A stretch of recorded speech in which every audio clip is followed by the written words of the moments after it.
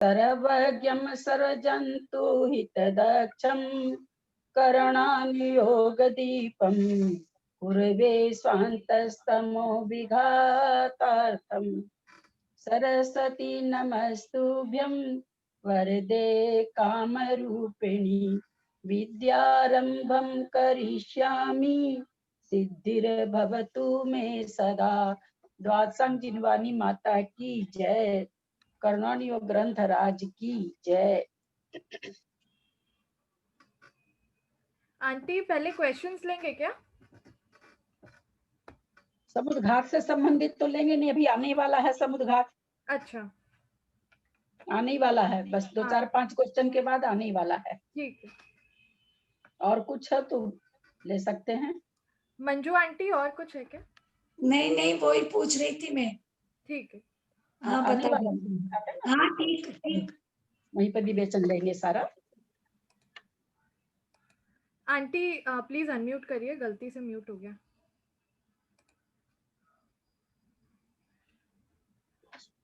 थोड़ा सा। हाँ आंटी और भी क्वेश्चंस है, मतलब इससे रिलेटेड ही। रितु दी। जय जिनेन्द्र ललिता आंटी। हाँ जय जिनेन्द्र बेटा।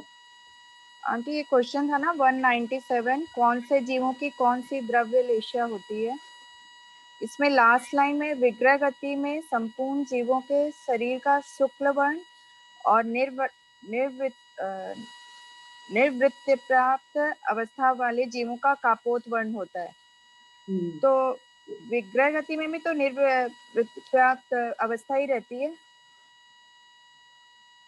हाँ रहती है, लेकिन ये यहाँ पर निवृत्ति पर्याप्त अवस्था वाले विग्रह गति में संपूर्ण, हाँ विग्रह गति में संपूर्ण जब तक आहार वर्गना नहीं ग्रहण करता है तब तक सभी जीवों में शुक्ल वर्ण रहता है, सभी जीवों का। तो जैसे विग्रह गति, जिनकी विग्रह गति नहीं हो रही, ऋजु गति से कोई जन्म ले रहे हैं, तो उनकी फिर शुक्ल लेशा होगी ही नहीं, कापोत लेशा ही होगी सीधे। मतलब ये ऋजु गति वालों के लिए आया ना कापोत वर्ण? हाँ नहीं, यहाँ पर वो इसलिए लिख दिए विग्रह गति। विग्रह गति मतलब मोड़ा वाली गति। हाँ। मोड़ा वाली गति जो कोई भी ले रहा है, यहाँ विग्रह गति निवृत्ति अपर्याप्त अवस्था को इसलिए अलग कर दिया कि जिस समय निवृत्ति अपर्याप्त अवस्था को ये वहां से मान रहे हैं जहां से आहार वर्गना ले रहे हैं। उसके पहले विग्रह गति, चूंकि विग्रह गति प्लस निवृत्ति अपर्याप्त अवस्था दोनों मिश्र अवस्था है ना, जिस शरीर को प्राप्त कर रहा। मिश्र अवस्था प्लस निवृत्ति पर्याप्त अवस्था इज इक्वल टू निवृत्ति, मिश्र अवस्था विग्रह गति इज इक्वल टू निवृत्ति अपर्याप्त अवस्था। बिल्कुल ठीक है ये तुम्हारा। लेकिन यहाँ पर चूंकि विग्रह गति को अलग छांट के बता रहे हैं कि जो बिना मोड़े वाली गति लेते उनको विग्रह गति होगी नहीं, तो उनको सीधे उनकी पर्याप्त अवस्था में कौन सी लेशा रहेगी, तो कापोत रहेगी और ऐसे भी शुक्ल रहेगी। इसका कारण आया था कि वहां पर 8 कर्मों वाली वर्गना उसको मिल जाती है, कार्मान वर्गना, जबकि देखो ये शुद्ध है, लेकिन जैसे ही 9 कर्म वर्गनाओं को ग्रहण कर लेता है, मिश्र होने से उसकी लेशा कापोत हो जाती है। विग्रह गति में खाली कार्मान का योग जहाँ है वहाँ शुक्ल लेशा है, मतलब चेंज हो जाती है जब 9 कर्म वर्गना ग्रहण करते हैं। हाँ वर्गना ग्रहण करते ही चेंज हो जाती है लेशा। उसको ये हो जाता है ना, बनाने क्यों हो जाती है, क्योंकि उसको बेचैनी हो जाती है ना, शरीर बनाऊं इंद्रियां बनाऊं, क्या है लेशा, लिम्पंती लेशा। मैंने बहुत सारी परिभाषा भी भेजी, आज पढ़े होंगे आप लोग अपने ग्रुप में, मैंने बहुत सारी लेशा की परिभाषा भेजी थी। हाँ। निकालो, कोई निकाल के पढ़ो तो एक एक हनी। मैंने लेशा का बहुत सारा भेजा था, निकाल के पढ़ो तो।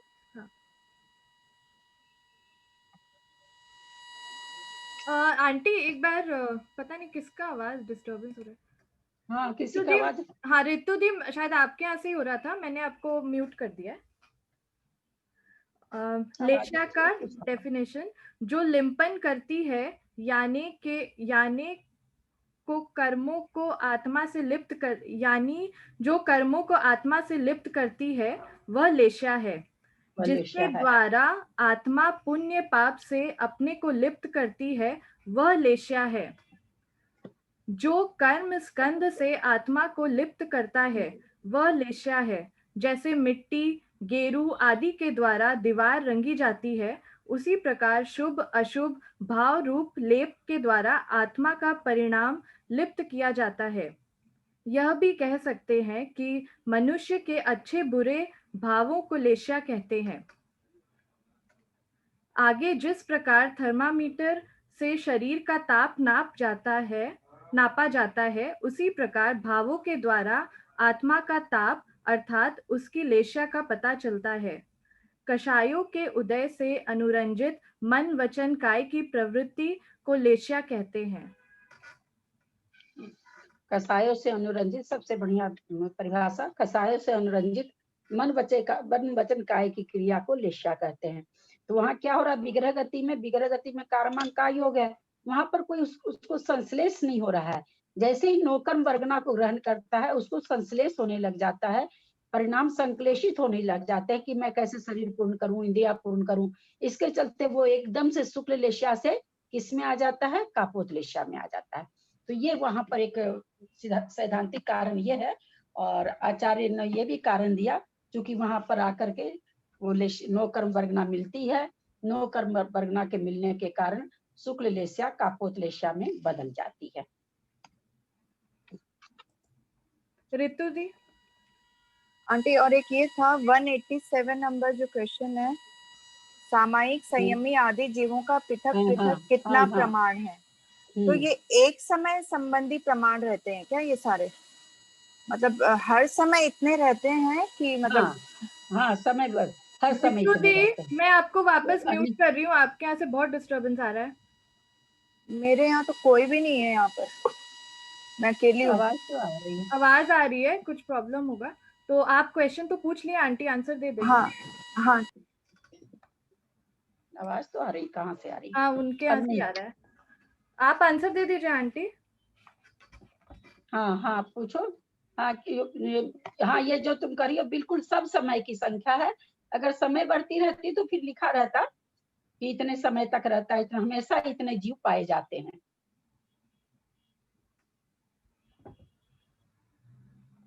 हेलो, हाँ म्यूट कर दिया क्या? हाँ ओके लिख दिया ऋतु दी ने। सॉरी ऋतु दी, आपके यहाँ से थोड़ा डिस्टरबेंस आ रहा था। मंजू आंटी थोड़ा सा। जय जिनेन्द्र ललिता जी। अच्छा ललिता जी, जय। मैं एक क्वेश्चन पूछ रही थी कि जैसे लेश्या में भी है ना मोह, नहीं लेश्या में भी कषाय और योग के निमित्त से आत्मा के संश्लेषित परिणाम, और उसके साथ ही वो थर्मामीटर की तरह ही है। तो गुण स्थान की जब अपन परिभाषा करते हैं तो वो भी मोह भी एक कषाय है, और योग के द्वारा वो भी तारतम्य और थर्मामीटर, उसको भी थर्मामीटर आप बोले। तो दोनों में हाँ मैं बता रही हूँ, वहां पर है कषाय और योग से अनुरंजित गुण परिणामों की तारतम्यता को गुण स्थान कहते हैं। और यहाँ क्या कह रहे हैं, कषाय से अनुरंजित लेश्या। जैसे अपने लोग जो वृक्ष वाला उदाहरण अपने लोग के मंदिर में बहुत ही अच्छा उदाहरण है वो। तो कहा वहां देखिए लोभ कषाय के बस होके तो कर रहा ना सारी सब कुछ। तो कषाय से अनुरंजित परिणामों को लेश्या कहते हैं। और वहां पर कषाय और योग के निमित्त से आत्मा के परिणामों में जो तारतम्यता पाई जाती है उसको गुण स्थान कहते हैं। वास्तव में लेश्या और कषाय ये दोनों मिलके ही सारा काम करते हैं। अपने लोग ये चीज को जाने ना, जैसे आयुबंध जो होता है, कषाय अध्यवसाय स्थान भी उसके ठीक होने चाहिए, लेकिन कषाय तो जिस कषाय से बंद होगा उसी कषाय से आयु का बंद होगा, जैसे मध्यम परिणामों से। लेकिन लेस्या किसी भी लेस्या में बंद हो जाएगा, ये दोनों में अंतर पड़ जाता है। जैसे लेस्या चलेगी वैसी आयु का बंद हो जाएगा। लेकिन अगर कसाई परिणाम बहुत तीव्र चल रहे हैं और अपकर्ष पड़ गया तो आयु का बंध नहीं होगा, उसमें वो डिग्री घटती है। जबकि लेस्या में डिग्री बोल के नहीं घटती कि लेस्या के इस डिग्री के कारण परिणामों में बदलाव रहेगा, लेकिन लेस्या के चलते, लेस्या खराब रहने से, बहुत मान लीजिए उत्कृष्ट लेस्या चल रही हो, किसी की कृष्ण लेस्या चल रही हो, लेकिन कसाय कैसी चल रही है, जैसी आयु बंद हो, मध्यम कसाय चल रही है। अब कष्ट काल पड़ गया, आयु बंधनी है तो बंध जाएगी। लेकिन यही लेस्या भले कोई भी चलती रहे, कसाय परिणाम अगर तीव्र चल रहे हैं तो आयु का बंध नहीं होगा। ये दोनों में अंतर है।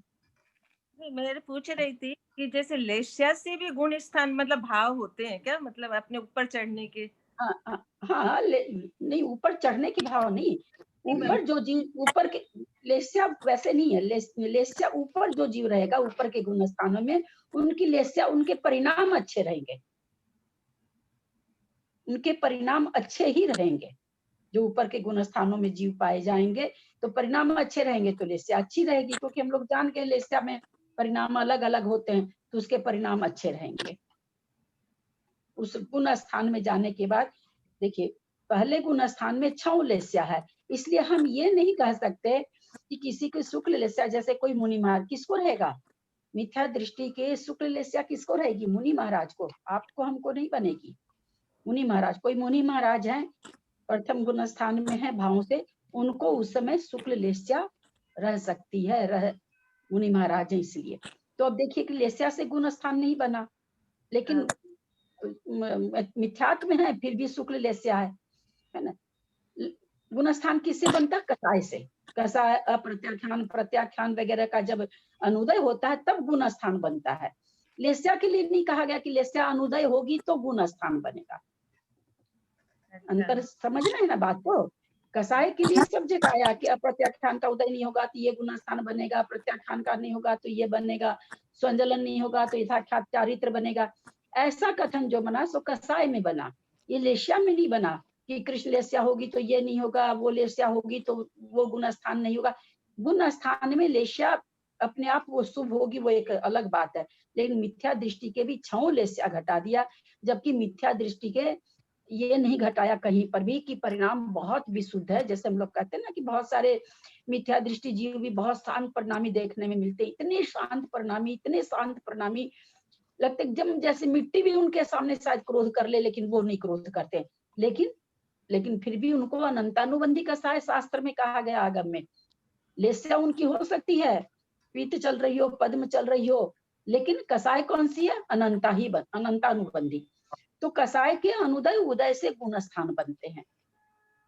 उस गुण स्थान में जाने पर लेस्या रह सकती है दूसरी शुभ, लेकिन लेस्या के उदय से अथवा अनुदय से गुण स्थान नहीं बनते हैं। गुण स्थान के अनुसार लेस्या होती है और कसाय के अनुसार गुण स्थान होते हैं। अंतर समझिएगा, कसाय के अनुसार गुण स्थान होते हैं और गुण स्थान अनुसार लेस्या होती है।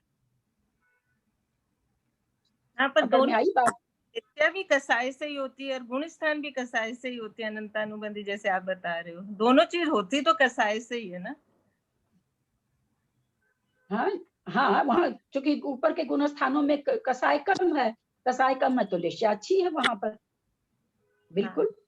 हाँ, लेकिन हम वही बताना आप लोग को चाह रहे हैं कि कसाय के अनुदय से गुण स्थान बन रहा है, लेस्या के अनुदय से गुण स्थान नहीं बन रहा। लेस्या तो उस गुण तत् संबंधी गुण स्थानों में लेस्या अपने आप शुभ हो जाती है, अशुभ लेस्या नीचे खत्म होती जाती है, लेकिन गुण स्थान बनता है कसाय के अनुदय से।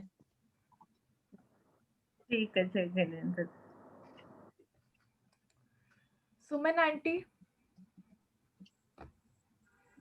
जय जिनेंद्र। ललिता जी, ललिता जी, मेरा जो प्रश्न है 187 पर है, 187 नंबर में। हाँ बोलिए। प्रमत आदि 4 गुण स्थान वर्ती जीवों का जितना प्रमाण है ना, 8,90,99,103, तो वो तो सही बैठ रहा है। वो तो प्रमत, अप्रमत, अपूर्वकरण और अनिवृत्तिकरण, ये 4 गुण स्थानों का टोटल करने से पूरा बैठता है ये 8,90,99,103। छठा, सातवां, आठवां, नौवां, छठा, सातवां, आठवां, नौवां गुण स्थान हो गया ना, तो इनका तो टोटल है, मैंने करके देखा है, वो पूरा सही बैठता है। फिर सूक्ष्म ये ना, सूक्ष्म सांप्राय का भी सही बैठता है। 8 मतलब 3 कम 900 में 897, ये भी सही बैठता है। लेकिन यथाकाथ संयमी में आपने कौन सा गुण स्थान बताया था? 11 से लेकर के 14 तक। हाँ, तो 11 से 14 में ना, ये 11 में तो 299, 299, फिर 598 और फिर 13वें में 8,98,58,502 और 598 सही बैठता है। लेकिन ये वाला मेरे नहीं बैठ रहा है, परिहार विशुद्धि संयमी वाला।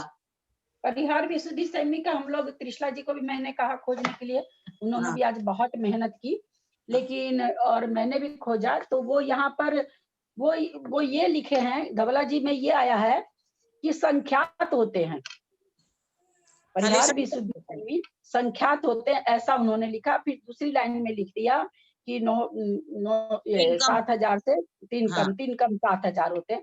ऐसे 2 कथन धवला जी में आया है, कारण नहीं बताया। अच्छा, कारण नहीं बताया। क्या बताया आपने? संख्यात? हाँ, संख्यात वास्ते। और भी एक जगह पढ़ा मैंने, संख्यात लिखा हुआ है, क्योंकि 2 से लेके 50 तक के अंक को संख्यात कहते हैं। 3 कम 7,000 तो संख्यात में बैठ ही गई, जिसको संख्यात भी लोग कहते हैं। अब है कि 3 कम 7,000 संख्या जो दी है इन्होंने, तो किस परिप्रेक्ष्य से दी है? कल वही हम भी बोल रहे थे ना, आप लोग को की समझ में नहीं आ रहा। बहुत त्रिशला जी ने भी बहुत खोजा, उनको भी कुछ नहीं मिला। उनके पास तो कई ग्रंथ अवेलेबल हैं, पर नहीं मिला। अब मैंने गूगल में भी बहुत खोजा, नहीं मिला है। किसी से कभी बात होगा, हालांकि किसी से भी बात होती है, जब भी किसी भी प्रश्न के लिए बात करते हैं, उत्तर कहीं भी नहीं मिल पाता। जो चीज में हम उलझते हैं तो हम प्राय देखते हैं उत्तर कोई दे नहीं पाता, तो कोई नहीं सुलझा सकेगा। जल्दी से कोई सुधार नहीं रहा है। देखेंगे, अच्छा समझेंगे, अच्छा करेंगे, न बाबा न कहा न अपने लोग में है ना कहावत, न बाबो आवर न टाली बाजा। मैंने कहा और तो पूरा मिला, और तो पूरा मिल गया मेरा सारा, ये नहीं मिला परिहार विशुद्धि का। चलिए, बहुत अच्छा। बहुत हमारे ग्रुप में बहुत अच्छे अच्छे लोग हैं, मुझे बहुत खुशी होती है। मेरा बहुत सारा काम कर देते हैं। मैं भेजने वाली थी, फिर मैंने सोचा क्लास में बता दूंगी, टाइम नहीं मिल पाता अच्छे से लिखने का। अपने लोग इस बात की चर्चा कर लिए थे कि ये तो सारे सही बैठने चाहिए, खाली वो परिहार विशुद्धि का ही लग रहा था। हाँ, आपको तो चूंकि संख्या याद है ना, इसलिए आप कर लेते हो। मेरे को तो संख्या। और ये जो आगे के 4 गुण स्थान अन्य प्रमत आदि में, उसमें भी छपक श्रेणी वालों की संख्या मिली है। अच्छा, उपसम वालों की नहीं मिलेगी। उपसम वालों की नहीं मिलेगी। चलिए, अच्छे, थोड़ा सा परिहार विशुद्धि संयम को थोड़ा समझा जाए क्या आंटी? और है क्वेश्चन? अच्छा, क्योंकि सब कोई नहीं थे तत्वार सूत्र में, इसलिए थोड़ा से उसकी चर्चा और अलग से कर लेते। ठीक है, ले लो। जो आपने बताया ना, इस गुण स्थान में इतने जीव है, वो समझ नहीं पाई मैं कि हर समय वर्ती है या हर समय के लिए है। वो अपने जिस समय मैं बताऊं, क्यों शंका आपको हो रही, शंका होनी भी वाजिब है। अपने लोग को लगता है भारत में तो, भारत क्षेत्र में भी कोई है ही नहीं, ये रावत में भी कोई, तो फिर इस समय वो संख्या विधेय क्षेत्र से पूरी होती है। ये प्रत्येक समय की संख्या है, प्रत्येक समय की। हाँ, प्रत्येक समय की संख्या है। ठीक ठीक। त्रिशला आंटी, वो जो है ना, उपसम श्रेणी की जो संख्या है वो मेरे पास है, अगर चाहिए तो। छपक श्रेणी की संख्या वो बता रही है मेरे पास है, लेकिन मेरे पास उपसम श्रेणी की भी संख्या है। वो तो है, सत संख्या अनुयोग द्वार में भी है, उपसम श्रेणी वालों की भी सारी संख्या है। संख्या है, बहुत जगह लिखी रहती है। याद होता है। पर इससे कोई बेनिफिट ना, इससे कोई बेनिफिट बन नहीं रहा। किसी को याद हो जाता है ना, मेरे को तो संख्या एकदम नहीं याद होती भाई, एकदम नहीं याद होती। मैं परिश्रम ही नहीं करती, इसलिए मैं बहुत जल्दी भूलती हूँ। और चीज याद रह जाती है, संख्या नहीं याद रहती। अब ऐसे जो सिद्धांत है भाई, वो 5 वो 7 वो नहीं भूलते हैं, पर ये अंकों वाली जो संख्या रहती है ना, जैसे रुपया गिनने वाली संख्या, वो मेरे को नहीं याद होती है। इसलिए मैं याद ही नहीं करती हूँ। जितनी बार याद करती हूँ तुरंत भूल जाती हूँ, कंफ्यूज हो जाती हूँ। ये सारे गुण स्थानों की कितनी बार प्राय करके हम समझते हैं कोई कारण, वो अभी मैं अनुयोग द्वार चला रखी हूँ, उसमें प्राय पढ़ लेती हूँ, एक भी संख्या याद नहीं, खाली 700 किसकी है बस वो याद है मेरे को, चौथे गुण स्थान वर्ती की है कि किसकी है, और कोई संख्या याद नहीं, वो एकदम सीधी है 700। वो याद 700 करोड़ है, वो तो चौथा गुण स्थान की है। चौथे गुण स्थान की है शायद। और ये तो ललिता जी डायदीप में 3 कम 9 करोड़ मुनि के हिसाब अपेक्षा से है ना ये संख्या तो। डायदीप में कम 3 कम 9 करोड़ मुनि विद्यमान है, तो वो छठे से लेके 14 गुण स्थान तक की संख्या है ये तो। बिल्कुल।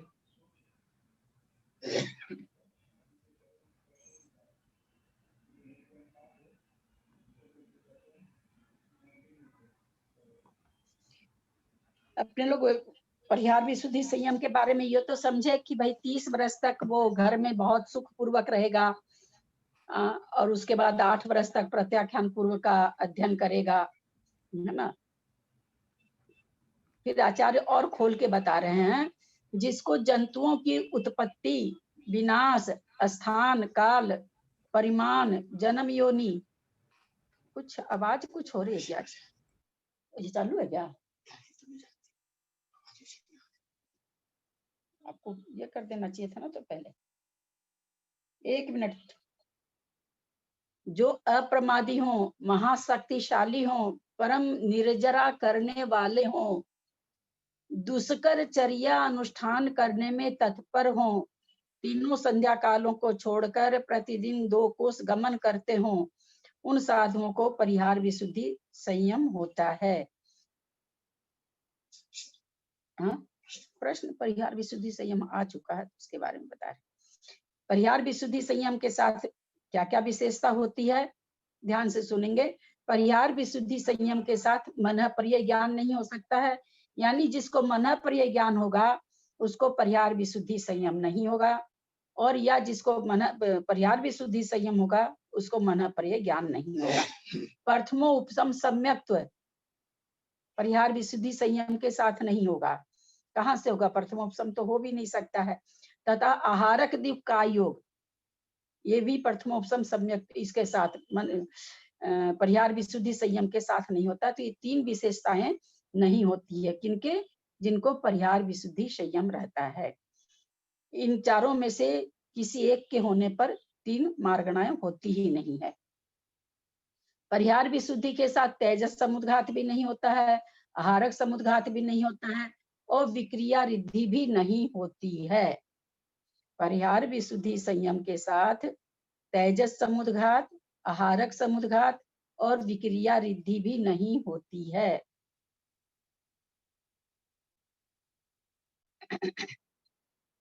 परिहार विशुद्धि संयम को छोड़े बिना, ध्यान दीजिएगा, परिहार विशुद्धि संयम को छोड़े बिना उपशम श्रेणी पर चढ़ने के लिए दर्शन मोह का उपशम भी संभव नहीं है।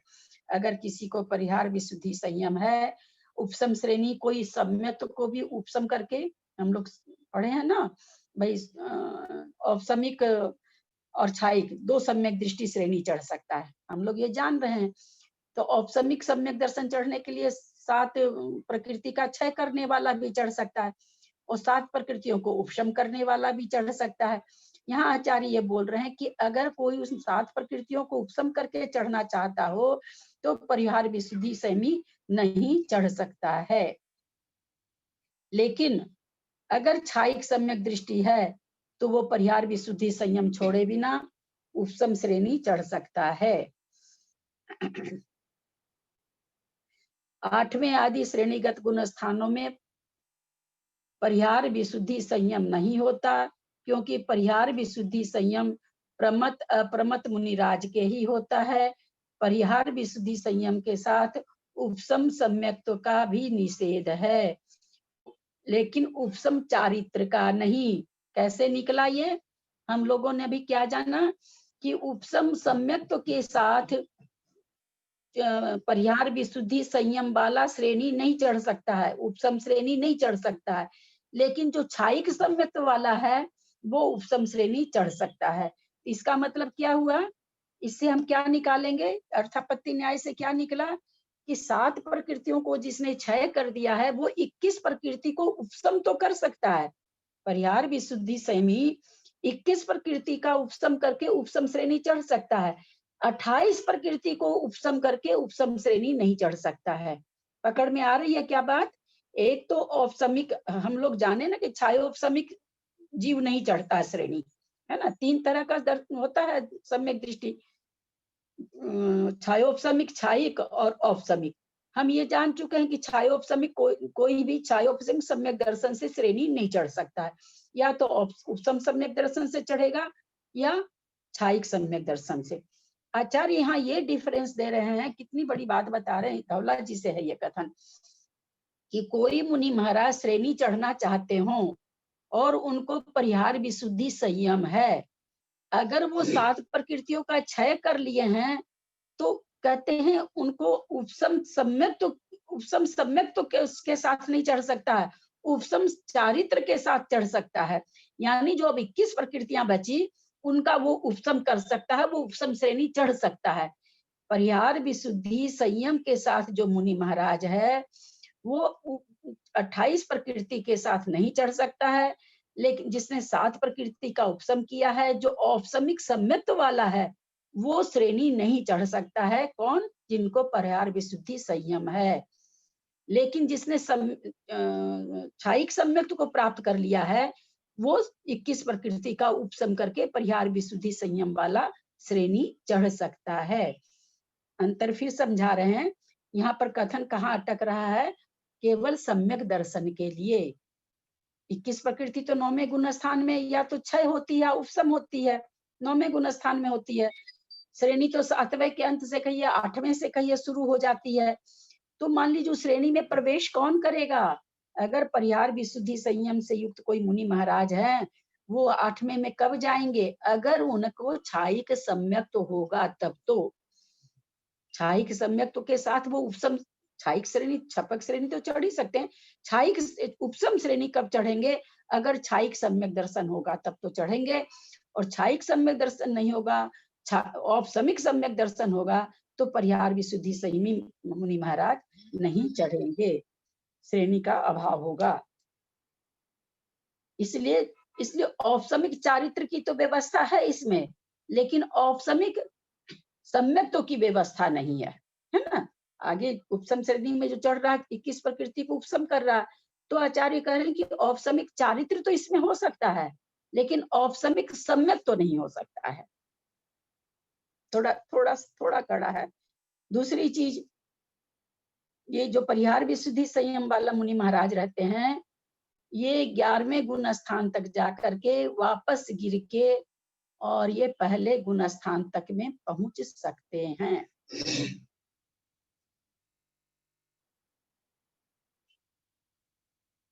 नीचे आके पुनः मान लो कोई क्षायिक समय दृष्टि है, ऊपर चढ़ा उपशम श्रेणी से, नीचे गिर गया, फिर ये उसको चढ़ सकते हैं, फिर वापस चढ़ सकता है परिहार विशुद्धि संयम वाला।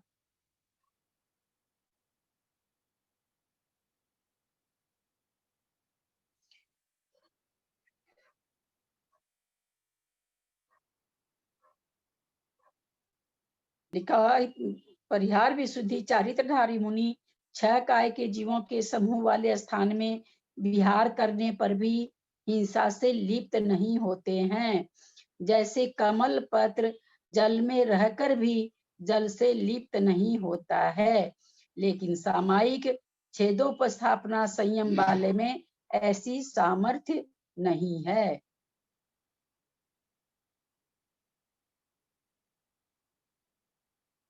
गुण स्थान आदि में परिहार विशुद्धि संयम क्यों नहीं होती है?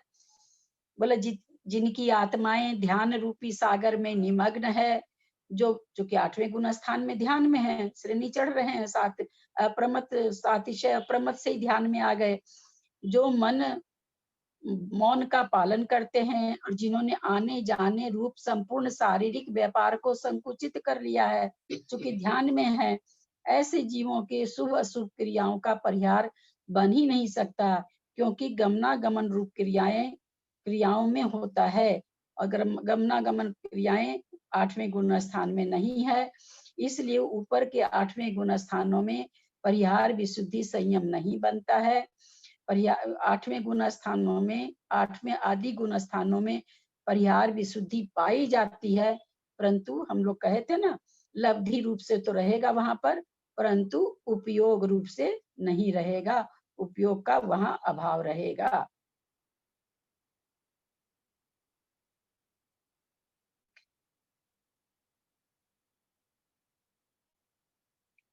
ये साधु बस्तिका, आहार, संस्तर, पिछी व कमंडल के अतिरिक्त और कुछ अन्य ग्रहण नहीं करते। क्या क्या चीज जहाँ रहना हो, बस्तिका, आहार, संस्तर यानी चटाई वगैरह, पिछी और कमंडल यानी ये इसका मतलब शास्त्र भी नहीं रखते हैं, इसके अलावा कुछ भी ग्रहण नहीं करते। धैर्य पूर्वक उपसर्ग सहन करते हैं तथा वेदना का प्रतिकार भी नहीं करते। वेदना आ जाने पर वेदना से छूटने के लिए कोई उपाय नहीं करते। पीछे से शरीर को पोंछने की क्रिया भी नहीं करते। अपने साधर्मियों के अतिरिक्त, साधर्मी कौन? मुनि महाराज। इनके साधर्मी कौन होंगे? मुनि के साधर्मी मुनि। अपने साधर्मियों के अतिरिक्त अन्य सबके साथ आदान प्रदान, बंधन, अनुभाषण आदि समस्त व्यवहारों का त्याग करते हैं। ये अपने साधु के अलावा और किसी से बात नहीं करते। धर्म कार्य में आचार्य से अनुसार लेना, आज्ञा लेना, विहार में मार्ग पूछना, वस्तिका के स्वामी से आज्ञा लेना, योग्य अयोग्य उपकरणों के लिए निर्णय करना तथा किसी का संदेह दूर करने के लिए उत्तर देना, इन कार्यों के अतिरिक्त वे हमेशा मौन रहते हैं। यानी आपस में वे वार्तालाप नहीं करते। आपस में मुनि भी वार्तालाप नहीं करते। 4-5 साधु संग में इस संयम को धारण करते हैं। माने परिहार विशुद्धि संयमी मुनि महाराज 4-5 हो सकते हैं एक साथ। उन्हीं 4-5 में एक आचार्य हो जाएंगे। जहाँ 6 भिक्षाएं अपनुरुक्त मिले, ऐसे स्थान में रहना ही योग्य समझते हैं। मूलाचार भगवती आराधना से है, मेरे पास तो है नहीं। इस पर ये हमने सारी परिहार विशुद्धि की विशेषताएं को पढ़ अभिचय का समझा।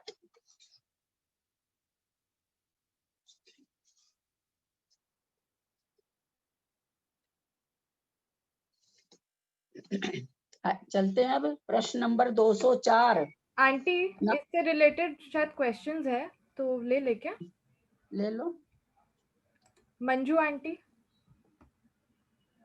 हाँ ललिता जी, एक आपने कहा था कि परिहार विशुद्धि संयम वाले जब है ना 11वें गुण स्थान से पहले में आ जाते हैं, पर वो कैसे आएंगे? वो तो छायिक सम्यक दृष्टि बन के श्रेणी चढ़ते हैं ना। पर है ना आज इसमें है ना, हम भी आप बोले हैं ना, तो ये मैं भी बोलते समय ध्यान भी दी हूँ। पर इसमें त्रिशला जी आप बताइएगा, शायद आज आपने कहा ये बात कि वो नीचे के गुण स्थान में आ सकते हैं। त्रिशला जी आप सुन रहे हैं क्या? आपने कहीं से आपने मुझे सुनाया शाम को पढ़ के कहीं मैंने से। मैंने कॉमर्स जीवकांड में पढ़ा, मैंने कॉमर्स जीवकांड में पढ़ा है। अभी मैं पढ़ के भी सुना देती हूँ। उसमें लिखा है परिहार विशुद्धि वाले मिथ्यात्व गुण स्थान तक में आ जाते हैं। हाँ कहाँ से? कॉमर्स ठीक है। हाँ ठीक है मंजू जी, एक मिनट। कहाँ से आ जाते हैं? मतलब किस गुण स्थान से? 6ठे 7वें से या ऊपर से? उन्होंने तो बस ये मैं एक बार मैं पढ़ के बताती हूँ, एक मिनट। अच्छा ये ना आप बोले कि इनको है ना अपने परिहार विशुद्धि रिद्धि को छोड़ना पड़ता है, तो ये छोड़ेंगे कैसे? छोड़ने का कुछ होता होगा मंजू जी, जैसे अभी इनके लिए भी कहा जाता है ना विद्याधर को लिए कि अपनी विद्याओं को छोड़ करके और अगर मुनि बनते हैं तो आज भी मोक्ष जा सकते हैं। अपने भरत क्षेत्र का जो विद्यार्थ पर्वत है, वहां पर विद्याधर रहते हैं, वो आज भी मोक्ष जा सकते हैं, क्योंकि वहाँ चौथा काल, हमेशा प्रवृत्ति चौथे काल की है। लेकिन उनको भी अपनी विद्या को छोड़ करके, मान लीजिए मुनि बन गए और अपनी विद्या का उपयोग कर रहे हैं, तो वो नहीं जा सकते।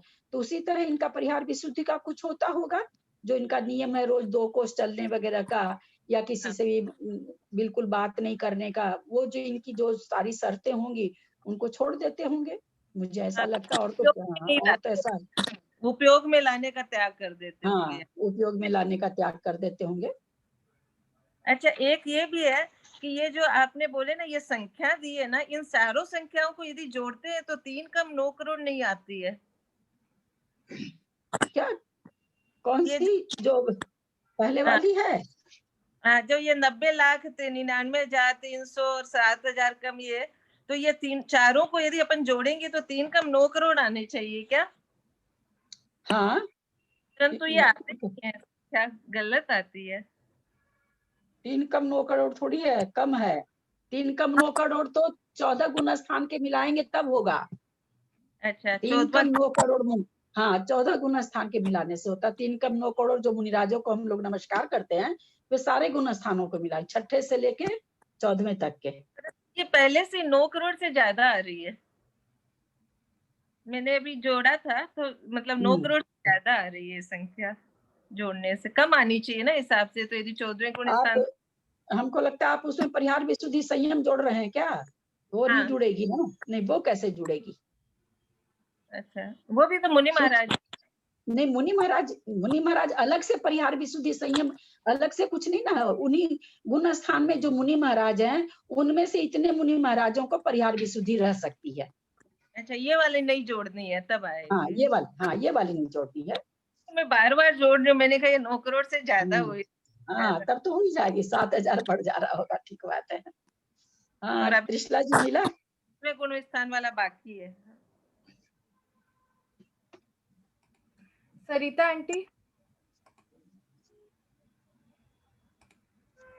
ये दीदी कोई भी संघ में मुनि महाराज को ये अलग से थोड़ी रहते हैं, परिहार अलग विशुद्धि वाले रहते हैं, परिहार विशुद्धि संयमी वाले अलग रहते हैं।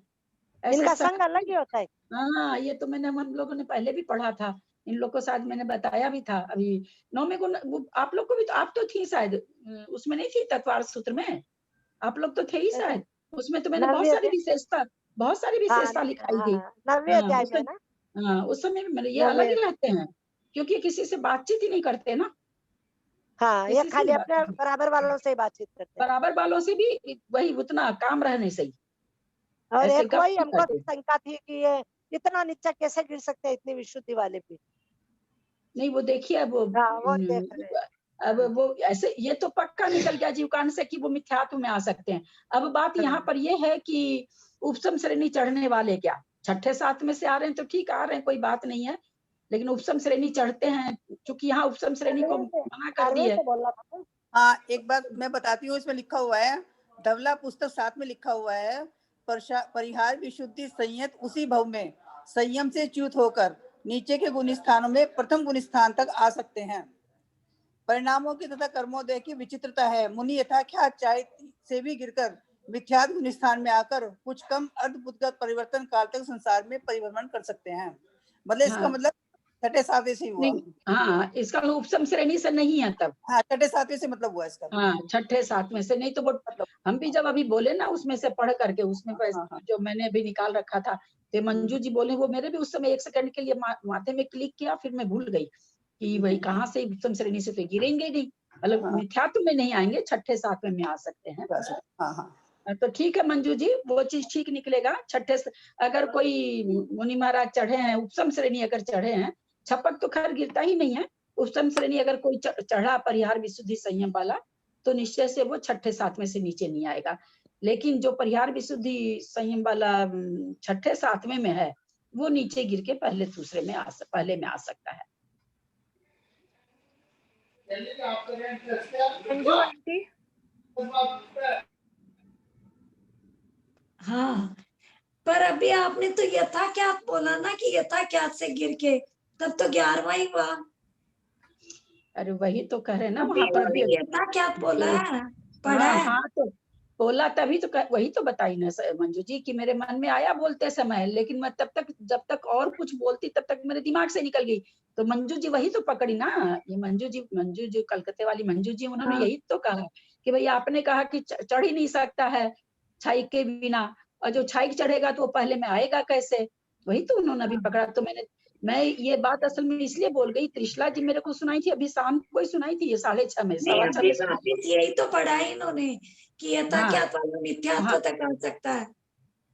11वें में यथाख्यात हो गया ना, 11वें अभी पढ़ा ना इन्होंने, इनको बोलो वापिस पढ़ेंगे, पढ़ा था इन्होंने अभी। पढ़िए तो त्रिशला जी, आप क्या पढ़े फिर पढ़िए भाई। हाँ सॉरी, एक बार सुनिए आप वापिस। नहीं कोई बात नहीं है, सिद्धांत है, बिल्कुल सुनना चाहिए, कोई हर्जा नहीं है। अपने को भाग के कोई प्लेन पकड़नी है क्या कि भागो जल्दी जल्दी, एकदम आराम से। आंटी अनम्यूट कर लीजिए।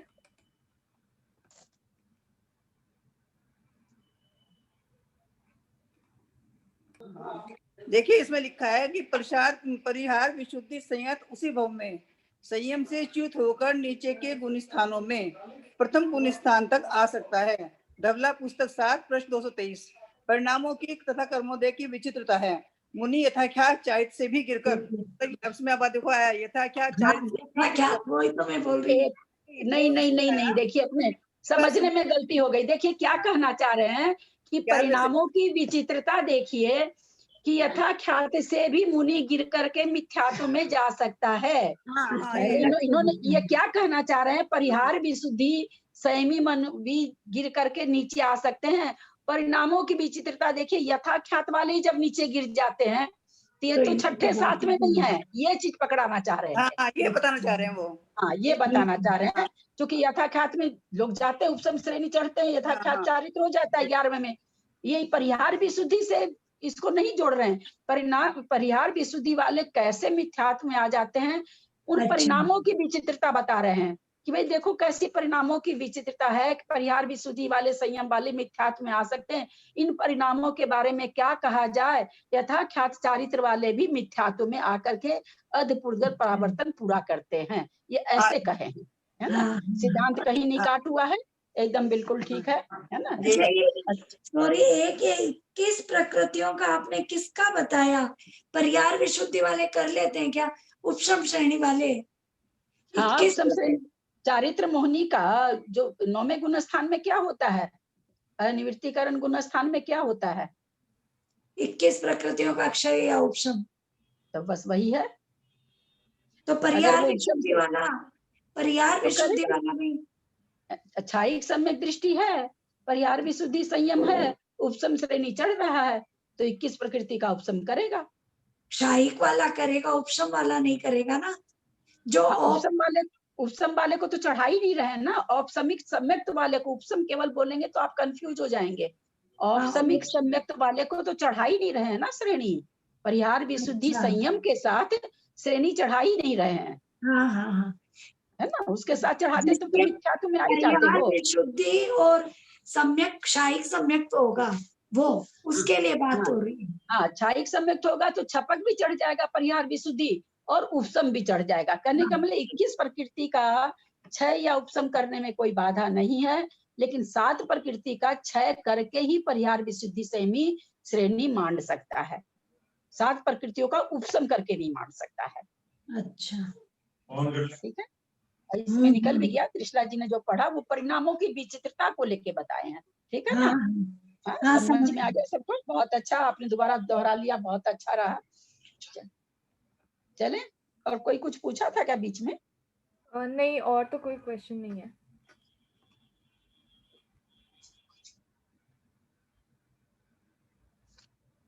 । 204 नंबर प्रश्न, नारकियों में कौन कौन सी भावलेश्या होती है? रत्न प्रभा पृथ्वी के नारकियों में कापोत लेश्या का जघन्य अंश, शर्करा पहला नरक है, उसमें क्या होगा का इन्होंने 3 तरह से लेश्या को बांटा 3 अंश के हिसाब से, तो कहते हैं कापोत लेश्या का जघन्य अंश किसमें, रत्न प्रभा में। शर्करा प्रभा में नारकियों के कापोत लेश्या का मध्यम अंश, जैसे पहले वाला का पॉजिटिव डिग्री रहेगा, दूसरे वाला का कंपैरेटिव डिग्री रहेगा। बालुका प्रभा में जो रहेगी कापोत लेश्या, वो सुपरलेटिव डिग्री की रहेगी। या यूं ऐसे कहिए कि ये घटते घटते जैसे पहले बैड है, फिर वर्ष है, फिर भ्रष्ट है, इस तरह से लेश्या रहेगी। तो रत्न प्रभा पृथ्वी में नारकियों के कापोत लेश्या का जघन्य अंश, शर्करा प्रभा पृथ्वी के नारकियों में कापोत लेश्या का मध्यम अंश, बालुका प्रभा पृथ्वी के नारकियों में कापोत लेश्या का तो उत्कृष्ट अंश रहेगा और नील लेश्या का जघन्य अंश रहेगा। क्योंकि नारकी के 3 अशुभ लेश्याएं ही पाई जाती हैं। उन तीनों अशुभ लेश्याओं को आचार्य कैसे घटा रहे हैं, पहले में तो कापोत लेश्या का जघन्य, दूसरी पृथ्वी में कापोत लेश्या का मध्यम अंश, तीसरी पृथ्वी में कापोत लेश्या का उत्कृष्ट अंश और साथ में नील लेश्या का जघन्य अंश। फिर चौथी पृथ्वी में नील लेश्या का मध्यम अंश आ जाएगा और धूम प्रभा पृथ्वी में नील लेश्या का उत्कृष्ट अंश आ जाएगा, उसके साथ कृष्ण लेश्या का मध्यम अंश आ जाएगा। फिर छठी पृथ्वी में कृष्ण लेश्या का मध्यम अंश और 7वीं पृथ्वी में कृष्ण लेश्या का उत्कृष्ट अंश होता है। इनका द्रव्य लेश्या और भाव लेश्या एक जैसी होती है, यानी नारकी सारे काले नीले ही होते हैं। कापोत वाले थोड़े होते होंगे सफेद, कापोत लेस्या तो सफेद कोई कहते हैं, कबूतर के रंग की। कबूतर नीला भी तो होता है। देवों में कौन कौन सी भावलेश्या होती है? भवंत्रिक देवों में पीत लेश्या का जघन्य अंश, शुक्ल पीत शुक्ल पद्म पीत पीत तीसरी लेश्या है। पीत लेश्या का जघन्य अंश, सौधर्म ईशान स्वर्गों के देवों में पीत लेश्या का मध्यम अंश, सानत कुमार महेंद्र स्वर्ग के देवों में पीत लेश्या का उत्कृष्ट अंश और पद्म लेश्या का जघन्य अंश। ब्रह्म ब्रह्मोत्तर लांतव का पिष्ट शुक्र महाशुक्र स्वर्ग के देव में पद्म लेश्या का मध्यम अंश, सतार सहसार मानी 11वां और 12वां स्वर्ग के देवों में पद्म लेस्या का उत्कृष्ट अंश और शुक्ल लेस्या का जघन्य अंश। आनत प्राणत 13वें 14वें, आरन अच्युत 15वां 16वां, नव ग्रीवक शुक्ल लेस्या का मध्यम अंश। नव अनुदिश 5 अनुत्तर के देवों में शुक्ल लेस्या का उत्कृष्ट अंश और भवनवासी आदि देवों के 3 देवों के अपर्याप्त अवस्था में 3 अशुभ लेश्याएं होती है। अपर्याप्त अवस्था की कह रहे हैं कि 3 अशुभ लेश्याएं होती हैं। मनुष्यों में कौन कौन सी भाव लेश्या होती है? चतुर्थ गुण स्थान पर्यंत मनुष्यों के 6 लेश्याएं, देश विरत, प्रमत विरत, अप्रमत विरत गुण स्थानवर्ती मनुष्यों में 3 शुभ लेश्याएं तथा अपूर्व करण से सहयोग केवली पर्यंत मनुष्यों में 1 शुक्ल लेश्या ही होती है। भोग भूमि में सम्यक दृष्टि अथवा मिथ्या दृष्टि, क्योंकि भोग भूमि में दोनों तरह के जीव पाए जाते हैं। मनुष्यों के पर्याप्त अवस्था में पीत आदि 3 शुभ लेश्याएं और निवृत्ति पर्याप्त अवस्था में कापोत लेश्या का जघन्य अंश होता है। त्रियंचों में कौन कौन सी भावलेश्या होती है? एक इंद्रिय और विकल्त्र जीवों में कृष्ण आदि 3 अशुभ लेश्याएं होती है। विकल्त्र में तो एक इंद्रिय से लेके मतलब विकल्त्र में 3 अशुभ लेश्याएं बता रहे हैं आचार्य। असंगी पंचेंद्रिय लब्ध अपर्याप्त त्रियंचों में एवं संगी पंचेंद्रिय लब्ध पर्याप्त त्रियंचों में कृष्ण आदि 3 अशुभ लेश्याएं होती है। असंगी पंचेंद्रिय पर्याप्त त्रियंचों में कृष्ण आदि 4 लेश्याएं होती है, माने कृष्ण, नील, कापोत और पीत। संगी पंचेंद्रिय पर्याप्त त्रियंचों में प्रथम से चतुर्थ गुण स्थान पर्यंत 6 लेश्याएं होती है। पंचम गुण स्थान में 3 शुभ लेश्याएं होती है। त्रियंचों का सारा कथन मनुष्य के जैसे चलता है। भोग भूमि पर्याप्त त्रियंचों में पीत आदि 3 शुभ लेश्याएं एवं निवर्ती अपर्याप्त अवस्था में कापोत लेश्या का जघन्य अंश होता है। अब आगे आपका समुद्रघात। समुद्रघात किसे कहते हैं, उसके कितने भेद हैं, दीजिएगा मोबाइल निकाल के, और उनका स्वरूप क्या स्वरूप है। मूल में शरीर को न छोड़ते हुए आत्मा के कुछ प्रदेशों के बाहर निकलने को समुद्रघात कहते हैं। हम लोग सभी जानते हैं, सभी परिचित हैं। समुद्रघात के 7 भेद हैं। वेदना, पीड़ा वेदना के निमित्त से आत्म प्रदेशों का शरीर से बाहर निकलना कसाय समुद्रघात है। सॉरी, वेदना समुद्रघात है। इसके बारे में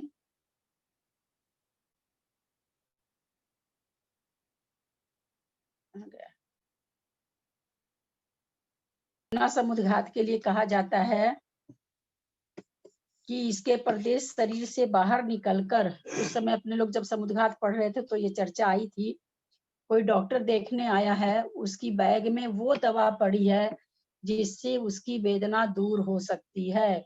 आचार्य कहते हैं कि उसके शरीर के आत्मा के प्रदेश निकलेंगे, उस दवा को छू लेंगे, छू के वापस शरीर में प्रवेश कर जाएंगे तो औषधि के स्पर्श से वेदना शांत हो जाती है।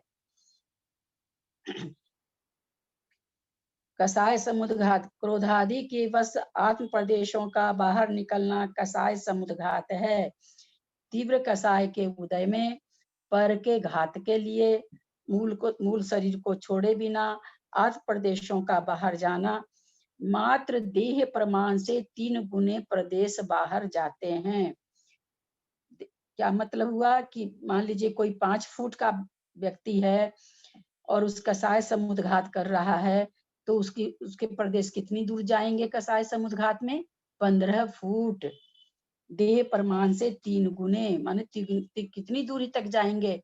2 मील 4 मील कितना? तो कह रहे हैं शरीर की अवगाहना से त्रिगुने क्षेत्र तक जाते हैं, बाहर होते हैं। विक्रियक समुद्घात विक्रिया के द्वारा आत्म प्रदेशों का बाहर निकलना विक्रियक समुद्घात है। विक्रियक समुद्घात शरीर का अंग बढ़ाने के लिए अथवा अन्य शरीर बनाने के लिए आत्म प्रदेश का मूल शरीर छोड़े बिना बाहर निकलना, यह समुद्घात देव नारकियों को तथा रिद्धिधारी मुनियों को होता है। मुझे नहीं समझ में आता है कि इसमें चक्रवर्ती क्यों नहीं लिखा हुआ है, जबकि चक्रवर्ती भी करता है। शरीर ही बनाता है, वो 96,000 रानी के पास जाने के लिए शरीर बनाता है।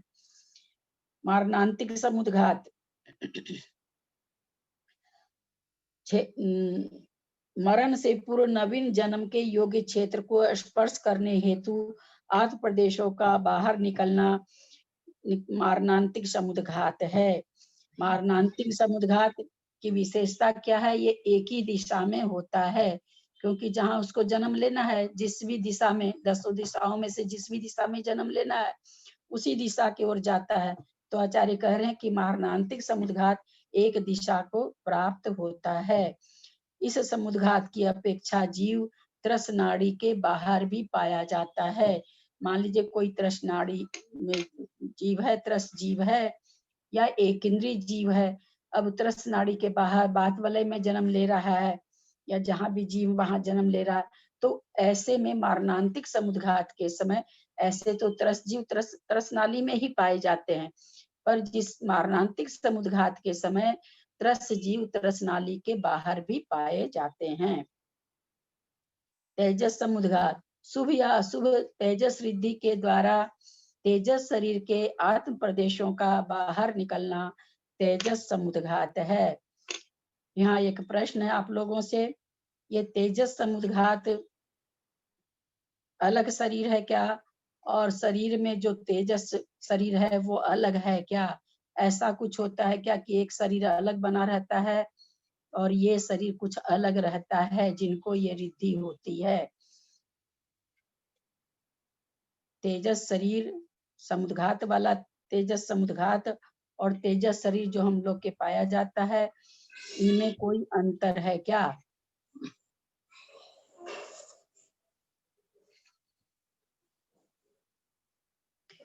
ये तेजस शरीर तो मुनि के शरीर से ही निकलता है ना, पुतला। हाँ ठीक है, वो दाएं हाथ से और बाएं हाथ से निकलता है ना, शुभ और अशुभ। हम जो पूछ रहे हैं आप उसका जवाब दीजिए।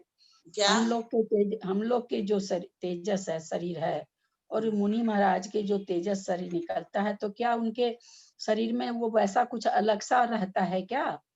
एक तेजस शरीर तो हम लोग के सबके ही है, वो मुनि महाराज को भी है। तो जिन मुनि महाराज की रिद्धि निकल रही है, रिद्धि है, तो उनको क्या तेजस शरीर कुछ अलग से उनके शरीर में बन के पड़ा रहता है क्या? हाँ, नहीं अलग नहीं पड़ा होता। वो तो क्रोध आने पर ही तो निकलता है ना, क्रोध के परिणाम होने से। अलग कोई उनके तेजस शरीर अलग नहीं रहता है। उनके निसरणात्मक तेजस शरीर है और जिनके ये रिद्धि नहीं है उनके क्या है? अनिसरणात्मक शरीर तेजस शरीर है। अलग कुछ नहीं होता है। दो हम लोग के तेजस शरीर है, वही उनको उनमें ये रिद्धि रहती है, जिस रिद्धि के बल पर ये तेजस शरीर निकलता है। तेजस समुद्घात संयमी मुनि महाराज के विशेष दया अथवा तीव्र कषाय क्रोधवश उत्पन्न होने पर उनके दाएं या बाएं कंधे से शरीर का पुतला निकलता है। यह वह क्रमशः शुभ और अशुभ तेजस समुद्घात है।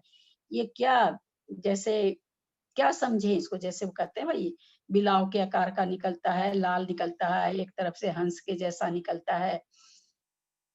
तो ये जो निकलता है उस समय क्या होता है?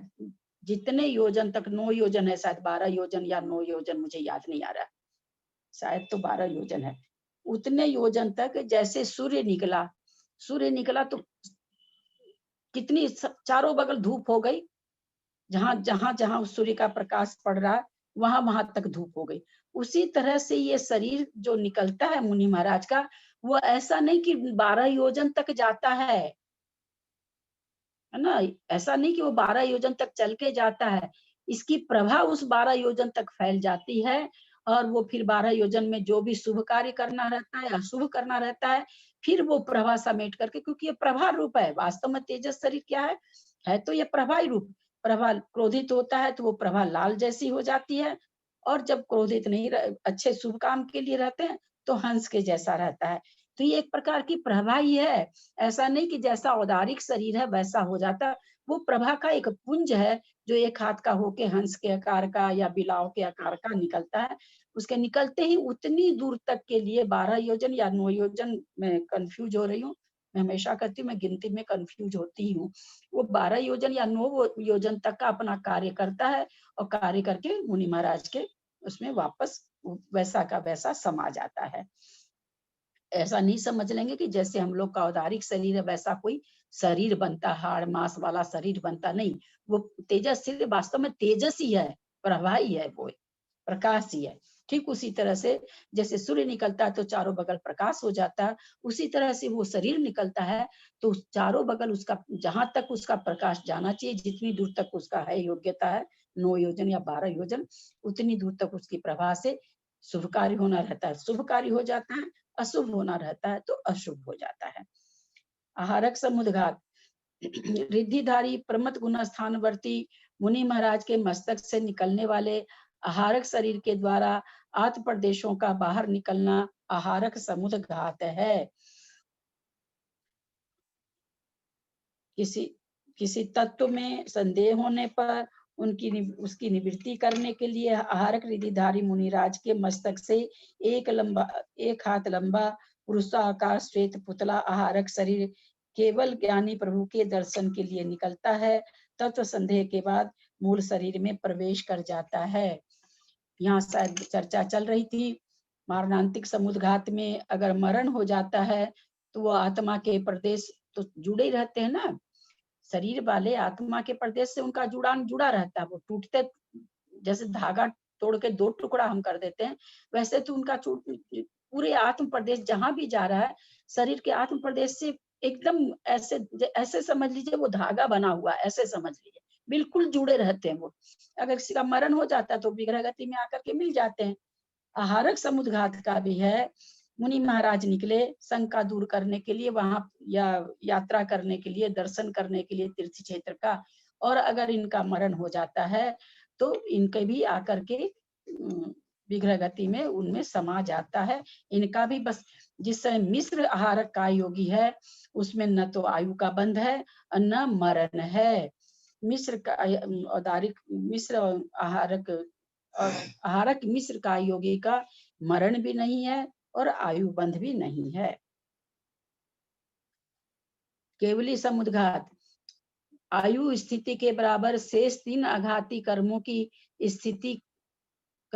स्थिति बराबर करने के लिए, तो लिखा ही कर्मों की स्थिति करने की, अच्छा आयु स्थिति के बराबर, हाँ, करने के लिए केवली भगवान के दंड कपाट प्रतर एवं लोक पूर्ण क्रिया में आत्म प्रदेशों का बाहर निकलना केवली समुद्घात है। 4 समय में प्रदेश शरीर से बाहर निकलते हैं, 4 समय में वापस शरीर में प्रवेश करते हैं। पहले के 6 समुद्घात में 7 समुद्घात बताए गए हैं। पहले के 6 समुद्घात में अंतर्मुख समय लगता है, जबकि केवली समुद्घात में मात्र 8 समय लगते हैं। आहारक और मारणांतिक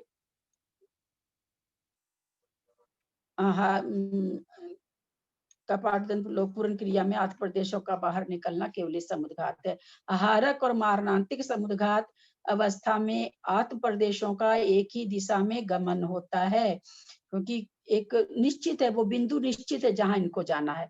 ये दोनों समुद्घात में जो आत्म प्रदेश निकल रहे हैं उनको मालूम है कि मुझे कहाँ जाना है, तो एक सीधे आहारक में जहां भी चाहिए तीर्थ वंदना करने जाना हो या कोई शंका का निवारण करने जाना हो, जहाँ जाना है सीधे वहीं पर वो एक दिशा में ही जानते हैं। उसी तरह मरणांतिक समुद्घात में भी आत्मा के प्रदेश जहाँ उसको जन्म लेना है सीधे उसी दिशा में जाता है। तो कह रहे आहारक और मरणांतिक समुद्घात अवस्था में आत्म प्रदेश एक ही दिशा में गमन होता है, किंतु बाकी 5 भेदों में 10 दिशाओं में गमन होता है। 4 दिशा, 4 विदिशा, 1 पाताल और 1 ऊपर आकाश, इस तरह से 10 दिशा में गमन होता है। लेश्याओं का जघन्य और ले लेते हैं। अच्छा ठीक है, उससे अच्छा 50 ठीक है, ले लो। मंजू आंटी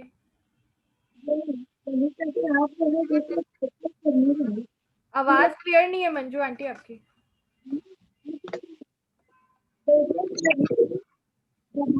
होता है तो ये जो 12 योजन के बीच में जितने जीव आते हैं फिर क्या वो सब भी नष्ट हो जाते हैं क्या सब?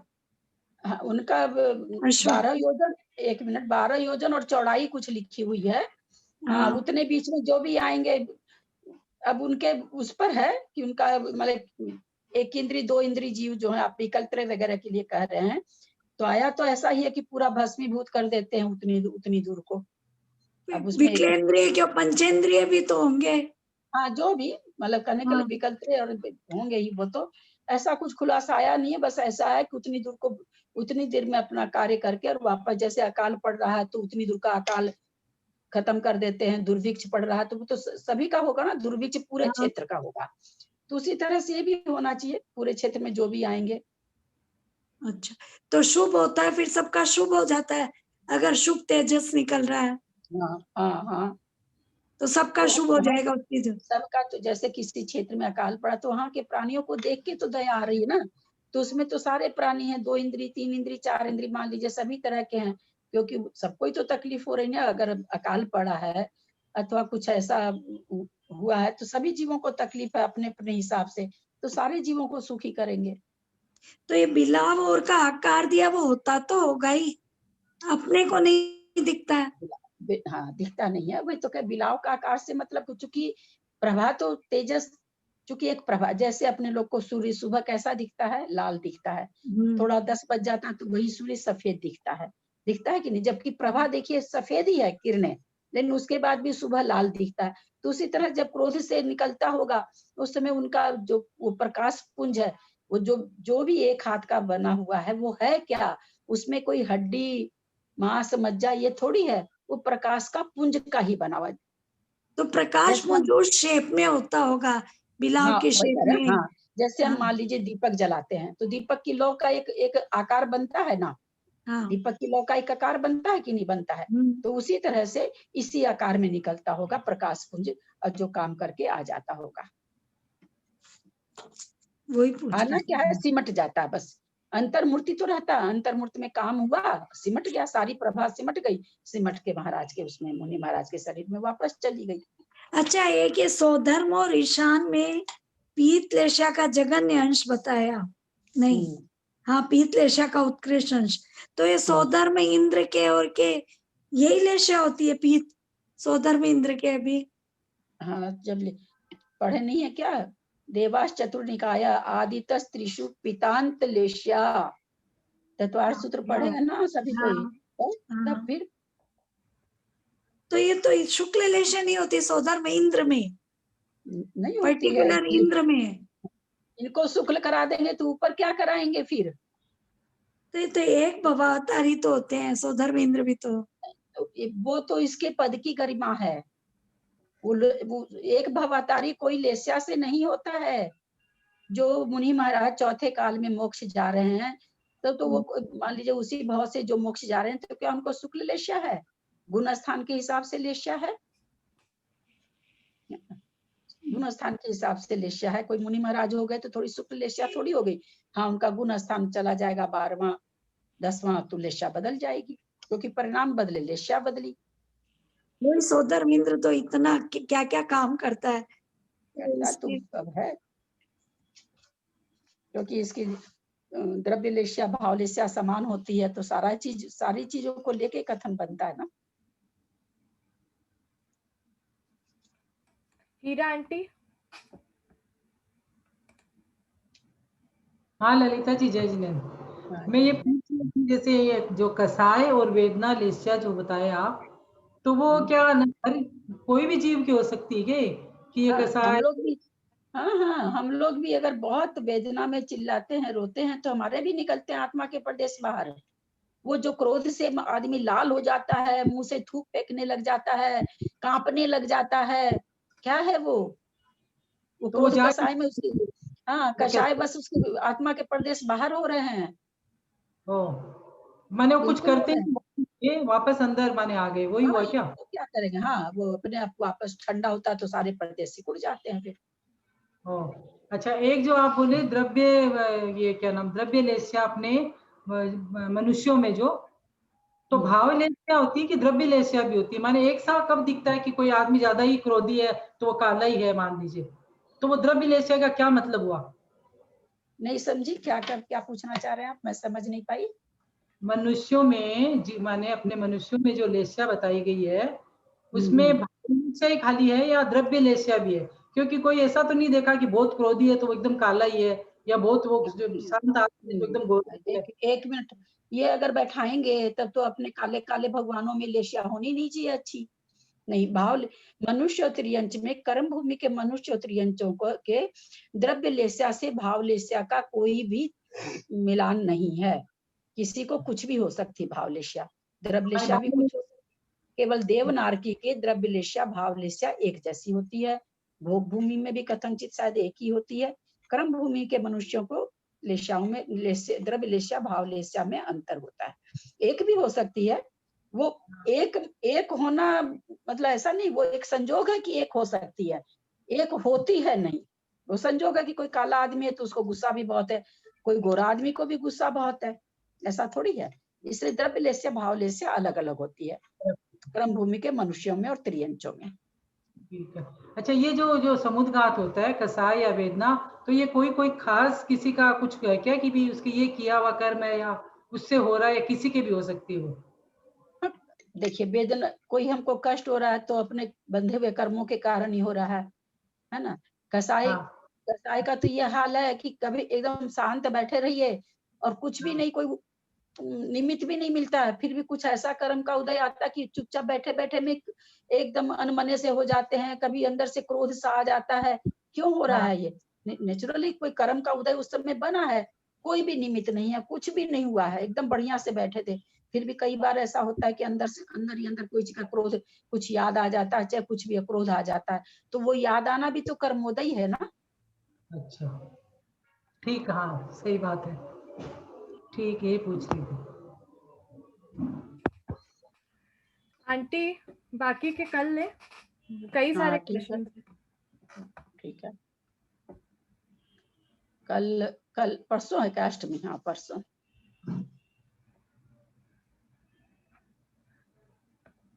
आंटी जिनवानी स्तुति कोई कर रहे हैं क्या? करिए, कोई जिनवानी स्तुति करना चाहते हैं तो। जैसे वो आत्मा की बात चल रही थी ना, तो मेन जिनवाणी स्तुति नहीं है, मैं आत्मा के बारे में कोई आपको 4 लाइनें सुनाना चाह रही हूँ। हाँ हाँ, बोलिए बोलिए, जो भी बोलना चाहते हैं बोलिए। तू ही शुद्ध है, तू ही बुद्ध है, तू अनंत गुण की खान है, सुन चेतना अब जागना, अब जागना, सुन चेतना। कोई कर्म तुझको छुआ नहीं, कोई कर्म तुझको छुआ नहीं, तुझे कुछ भी तो हुआ नहीं, तू गे ज्ञाता ज्ञान है, अंतर में तू भगवान है, सुन चेतना अब जागना, अब जागना, सुन चेतना। तेरी आत्मा ध्रुव सत्य जो, तेरी आत्मा ध्रुव सत्य जो, परमात्मा से कम नहीं, तू एक ज्ञायक भाव बस, परिपूर्ण प्रतिभावान है, सुन चेतना अब जागना, अब जागना, सुन चेतना। जावाणी के ज्ञान ते सुजे लोकालो, सोवाणी मस्तक नमो सदा दे मुंदो, हे जिनवाणी भारती तोय जपो दिन रैन, जो तेरा शरणा गए सो पावे सुचे।